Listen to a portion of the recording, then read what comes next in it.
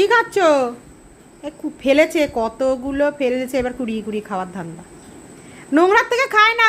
এই ওঠ ওঠ, নোংরা থেকে খাবি? কি রে,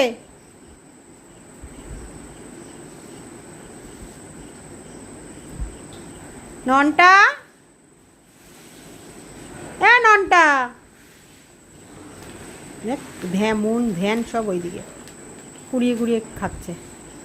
এমনি দিলে বাটি টাটিতে খাবে না, ফেলবে, সেটারে কুড়িয়ে কুড়িয়ে তারপর নোংরা করে করে করে করে খাবে।